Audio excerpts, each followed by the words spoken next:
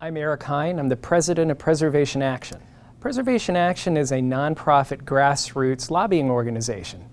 We were founded in 1974, and our purpose is to really educate grassroots preservationists about the importance of federal preservation policy. And we also do some direct lobbying on behalf of our membership in Washington. Federal funding is very important, but it's important, I guess I'll say, in two different ways, because one way seems pretty obvious and the other way might be a little less so. In the obvious way, if you believe that there are things in our nation's history, there are places that are really important to this country, that tell our story, that define who we are as a people, that we want to share with future generations, if you think those things are important, then I would say that federal funding for preservation is not only important, it's a responsibility. In addition to that, the sort of less obvious answer to that question is that preservation really equals jobs. The restoration of buildings is very labor intensive, and it puts contractors, electricians, plumbers, painters, all of them to work. And particularly in today's economic times, I think that is a really good win-win for the American people. There are a variety of different programs. The most well-known is probably through the Historic Preservation Fund. They fund the state and tribal historic preservation offices. And state historic preservation offices, which we lovingly refer to as SHPOs, are responsible for doing federal reviews of projects in states to determine whether or not they're going to have an impact on historic resources. They also review National Register applications, tax credit projects. They do survey work and research. They also are required to pass 10% of their funding through to certified local governments. And there are about 24 of those, I believe, in the state of Kentucky. There's also national heritage areas which get federal funding. There is funding which comes through transportation enhancements, which is part of the funding given to states for federal highway projects, gets used for a number of different things, and some of the eligible activities are historic preservation projects. There's also tax credits, which isn't really a funding program, but it's more of an incentive. But a very powerful one for the rehabilitation of commercial properties. And I think one of the most other well-known ones was the Save America's Treasures program, which unfortunately, as of 2011, all the funding was eliminated for. And it was the only dedicated brick-and-mortar funding program for historic preservation in the country. Since the year 2000, Kentucky has received approximately $6.7 million in grants through the Save America's Treasures program. They funded the restoration of a number of projects all over the state, including right here in Frankfort, Liberty Hall. That money is now gone, so there's not another source to go for.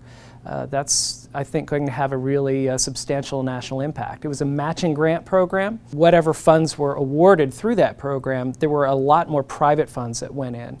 And as I said before, preservation creates jobs, creates opportunity, it saves our heritage. There's a lot of activity there that I'm really concerned about that we may see slow down. On top of that, if there's a reduction in funding, the state historic preservation offices, Kentucky received a little over $800,000 in fiscal year 11 for their state historic preservation office. And states are required to match those funds as well. If there's a cut in funding, obviously that means less money for the state office, which could translate into slower project reviews. It could translate into slower tax credit projects, but it also would mean less money to be passed through to certified local government programs. We also are really concerned about transportation reauthorization. In addition to the proposals that have been released in the House and the Senate, just proposals at this point, there's no formal bills, but the proposals that have been put forth, the drafts, have discussed streamlining. Which, on one hand sounds really good, increasing efficiency of project reviews, making projects happen faster, save money. But what we're concerned about is what those details look like. If those details include an end run around the National Environmental Protection Act or the National Historic Preservation Act, we could really have some serious issues because it was the highway projects really back in the 1950s and 60s which gave birth to the National Historic Preservation Act as communities were being leveled for highway interchanges and things like that. So that's very important.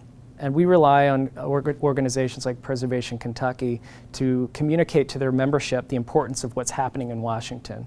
You know, we believe that the best advocate for preservation is obviously an educated one. Preservation right now has reached a point in time where you know, the movement has started to get more mature. It's been around now, if you count 1966 as the beginning of the formal preservation program. We've got a pretty strong process in place and people are pretty comfortable with it. But that's precisely the time when you really need to be vigilant and make sure that you don't become apathetic.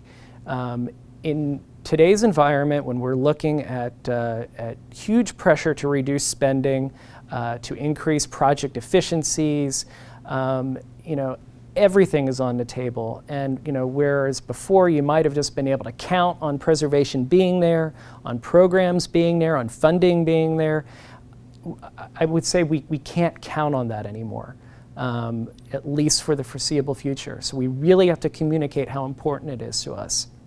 If we don't tell the story, if we don't tell our legislators, they're going to listen to who's making the most noise. You know, we better be at the table.